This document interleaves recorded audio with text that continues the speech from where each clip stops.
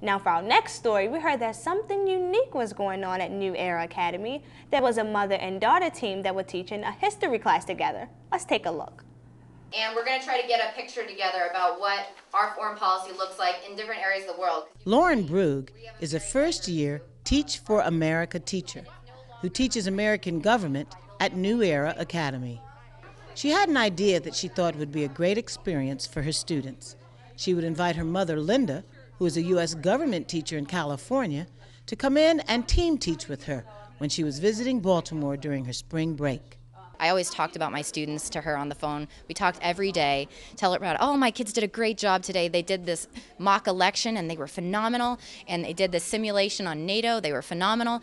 And so she was really interested to meet my kids. I came to Baltimore to visit my daughter, and we decided, actually she asked me if I would come in and teach a lesson. Turned out to be 3 lessons, but I came in to teach a lesson on foreign policy. They don't want history to repeat itself, so they want to save us. Correct. And they keep pointing out the issues that we had before there. Okay, one last comment and we'll move on. There's also another genocide in the Middle East, too. Oh, loads of them. We asked Lauren to explain the impact her mom had on her decision to become a teacher. She has been teaching for such a long time, and I got to see her students come back and talk about how she impacted their lives, how she inspired them.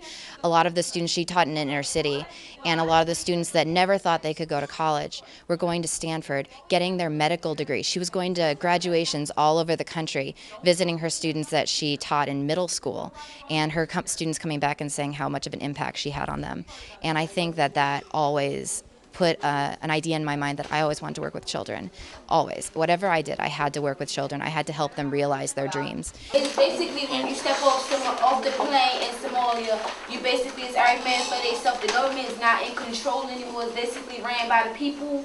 And it's basically a war ground. It's like the United States is trying to help, but they're stepping in at the wrong time. I've come to realize just how similar we are, and just walking around the classroom, we have the same mannerisms, we talk the same way. We started the class by saying we both talk very loudly, and so I'm coming to realize how much she has influenced me informally. You know, I've just picked up all the weird things that she does, and we really feed off each other, and we have very similar kind of trains of thoughts. When we asked Linda if she was proud of what her daughter was doing, she got very emotional.